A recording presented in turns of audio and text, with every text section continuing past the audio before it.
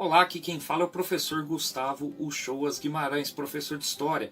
O tema do nosso vídeo é a situação dos indígenas e dos afrodescendentes na primeira metade do século XX no Brasil.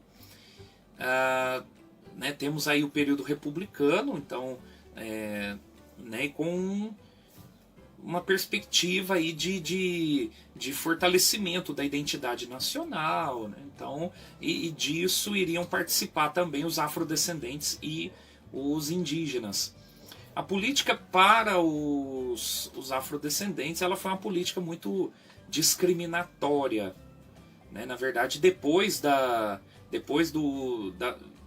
fim da escravidão, a abolição da escravidão em 1888, não foi feita uma política séria para incluir esses ex-escravos na sociedade, né, gerando emprego digno para eles, oferecendo meios para que tivessem uma vida digna depois do período da escravidão. Então você tem aí um crescimento de uma massa de miseráveis muito grande, né, principalmente negros, que vão viver nas periferias em condições precárias de vida, e é um problema que se arrasta no Brasil até hoje, mesmo com todas as políticas sociais visando reverter essa situação.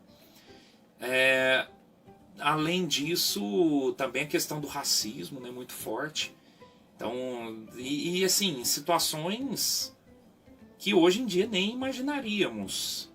Por exemplo, na década de 20, o governo brasileiro proibiu negros de integrarem times de futebol, jogando campeonatos oficiais. Então, olha só, um aspecto mínimo aí da vida cotidiana em que onde o racismo era muito forte.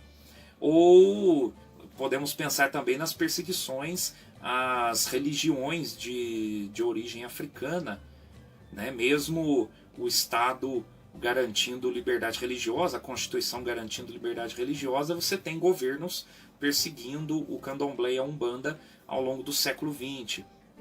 Ou na literatura, nas artes, né, em muitos momentos aí você tem o negro sendo visto como alguém do passado, alguém atrasado, né? A mesma condição para os indígenas.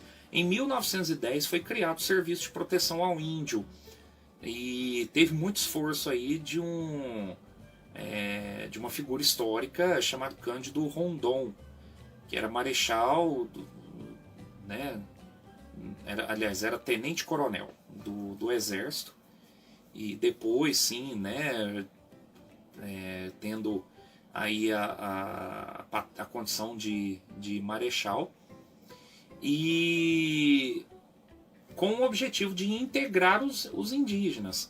Só que nesse caso, integrar os povos indígenas não significa necessariamente proteger as culturas indígenas, garantir que possam realmente viver livres com suas próprias culturas.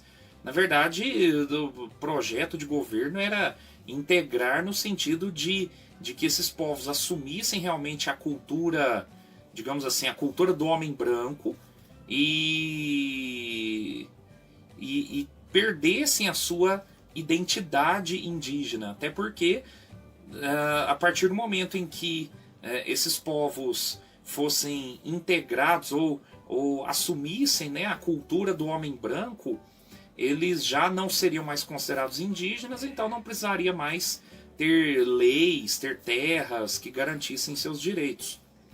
Então era muito interessante ao governo federal, para madeireiros, fazendeiros, etc., né, essa questão da integração, né, vamos trazer os indígenas para a nossa cultura, que aí depois esses indígenas perderiam a própria identidade cultural.